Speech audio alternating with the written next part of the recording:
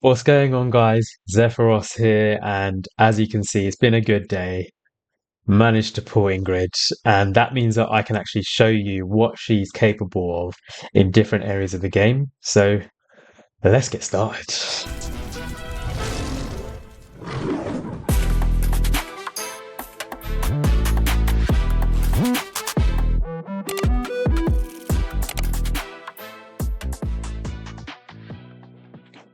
All right, so let's get into what makes Ingrid so good.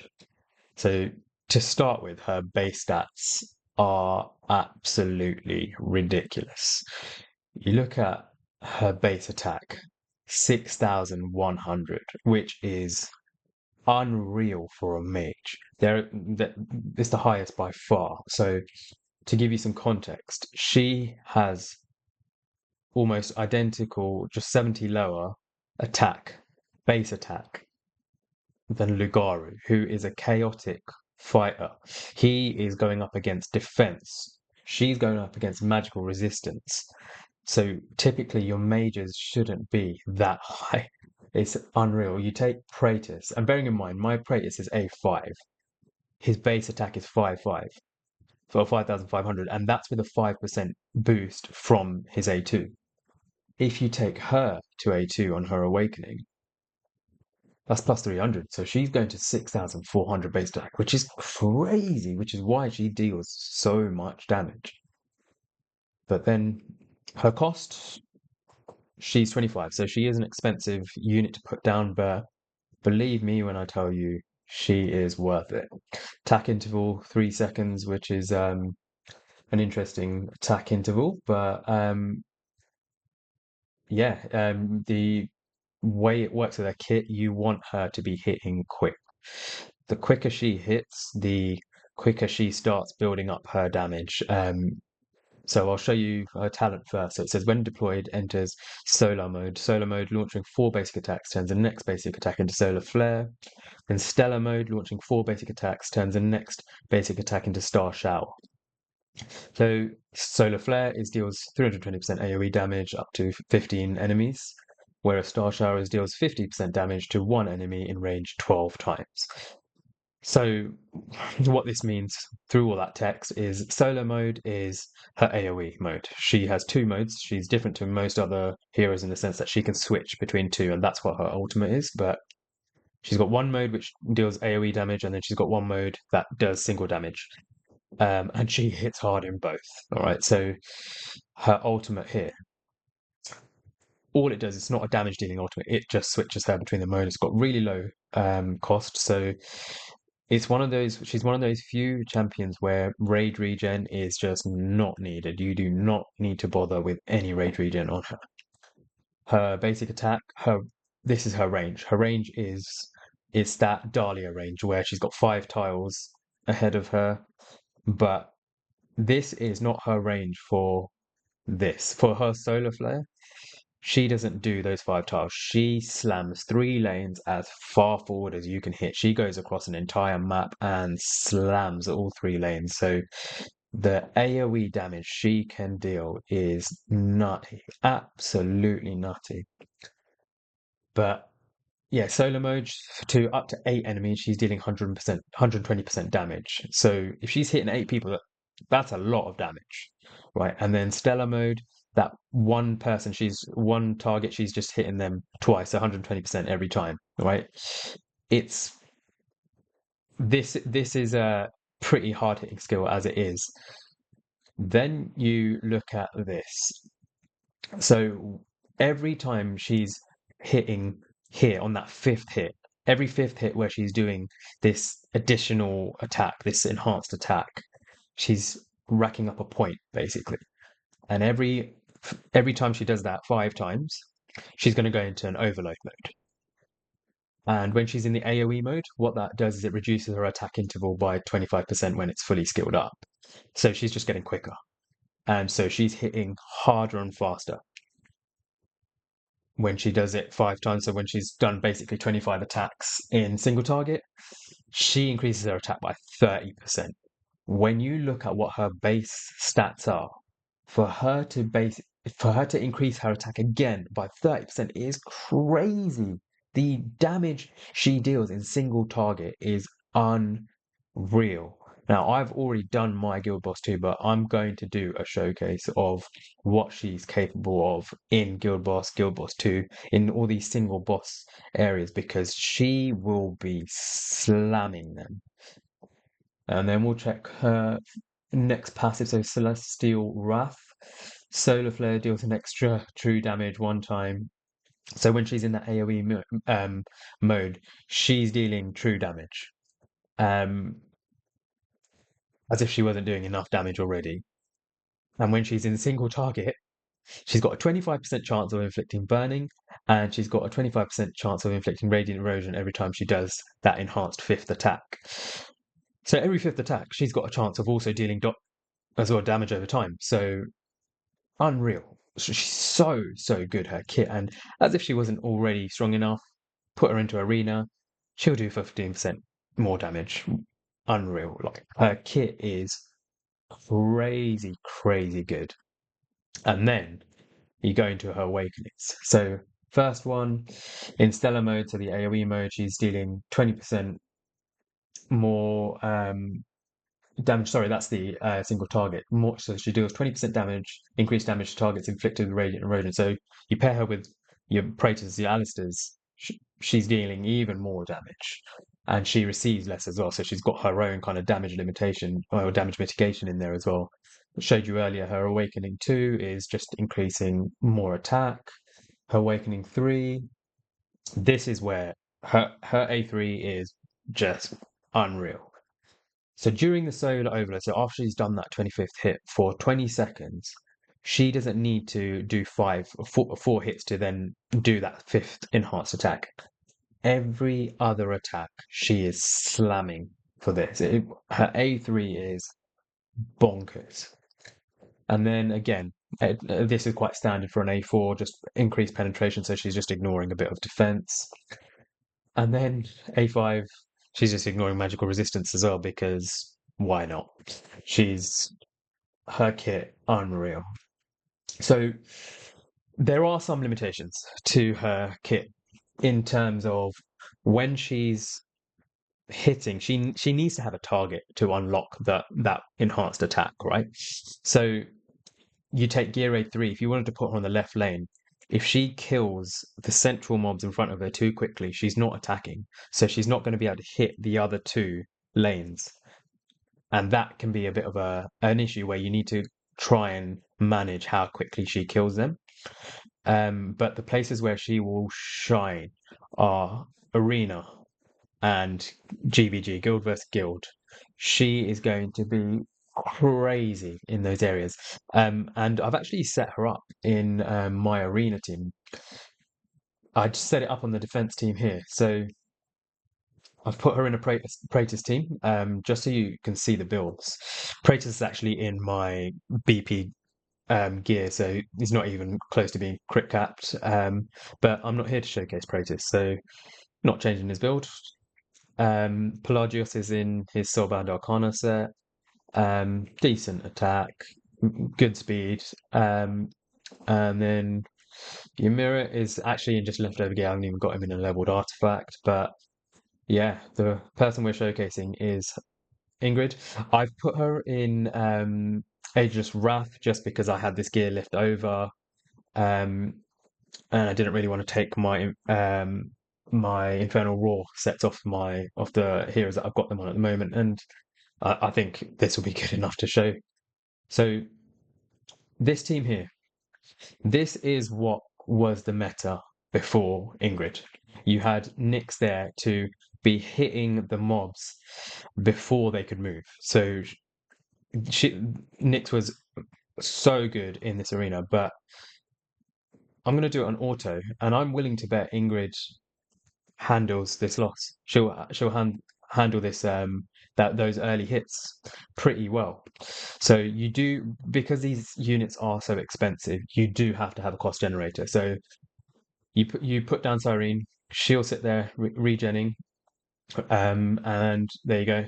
Praetus is down. So these teams will get the early wins because obviously they're putting their units down and attacking quicker. But once, obviously, Praetus will handle the early waves with his lightning.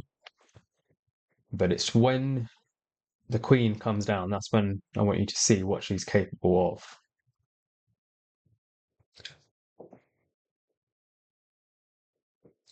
Okay.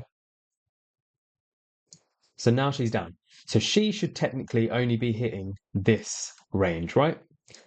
But no, she doesn't hit just that range.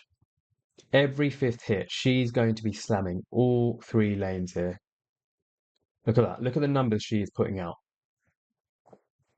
And these guys are doing well.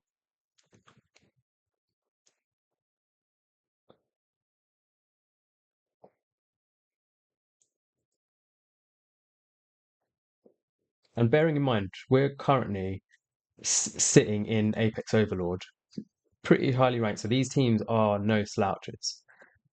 But she is just putting out unreal numbers in an area where marksmen should be shining. But look, she's just taken down what was the meta team. She has just completely changed that.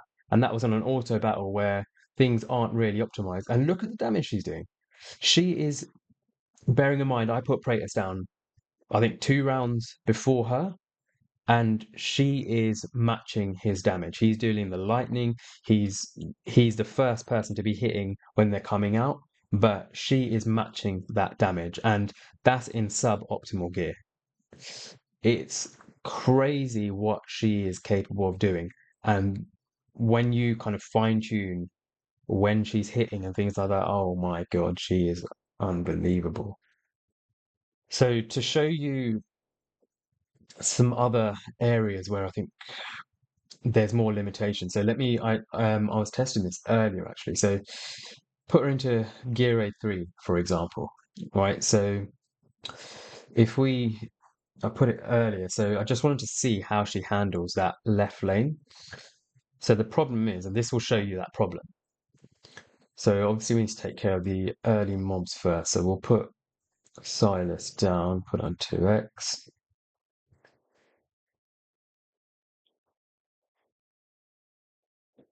All right, just put Eovar down.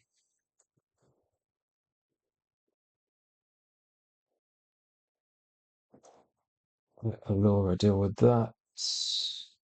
And so next, obviously, we're going to put Ingrid down. Once these guys start attacking, trigger them, deal with her. Don't need them anymore.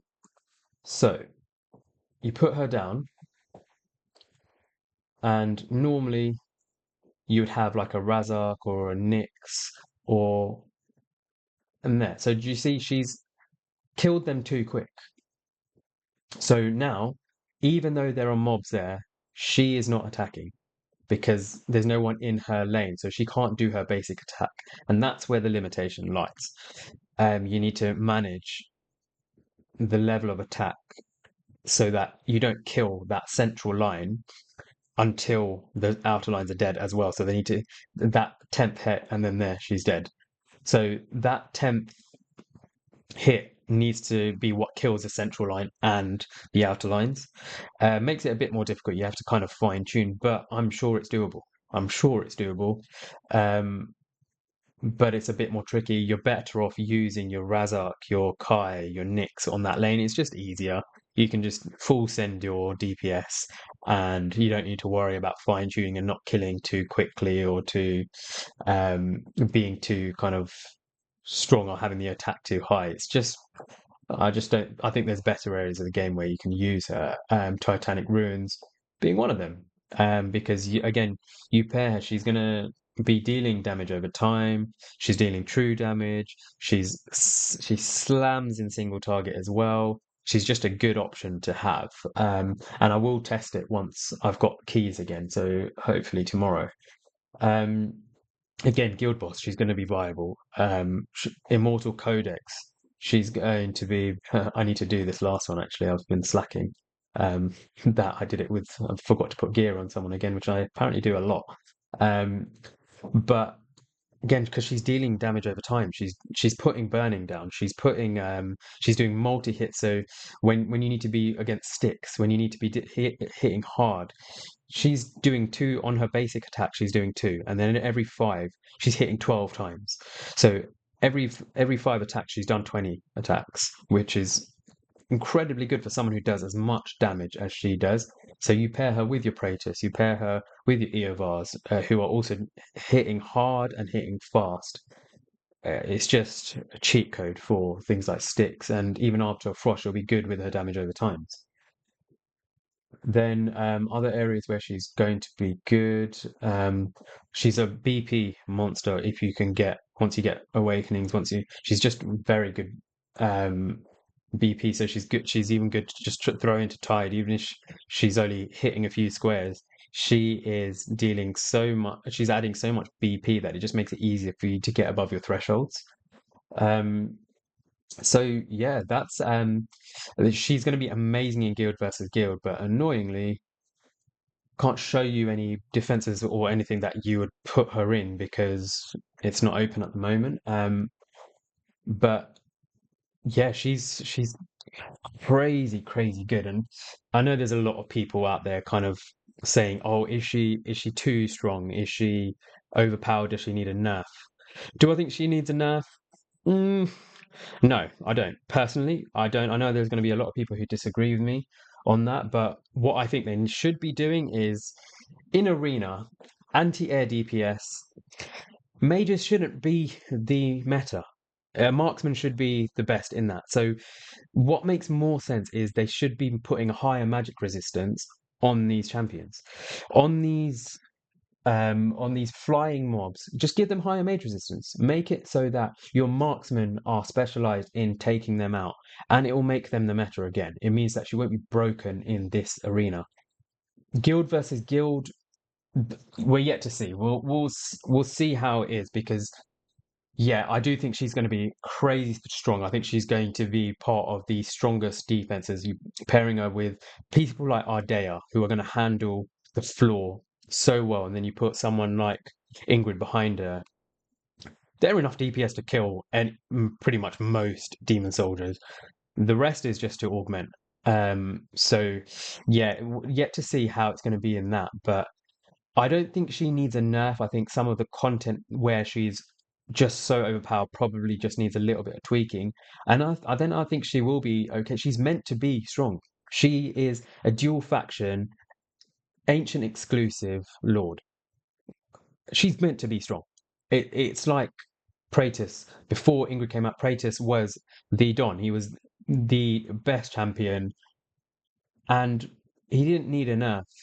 It's you. These champions are the rarest champions. They need to be the best champions. There's no point Moonton nerfing their best champions after people have gone so far out of their way to try and pull them. It just wouldn't make sense. The the way it would kill morale in the game if they did that would I don't know how people would recover from that. So yeah, that's my opinion on it. Obviously that's my opinion. If you feel otherwise, feel free to comment. But yeah, hopefully you guys enjoyed the video. If you did, please give me a like, subscribe, because it really does help my channel, especially as it's such an early stage. So yeah, hopefully catch you guys soon. Peace out. Stay blessed.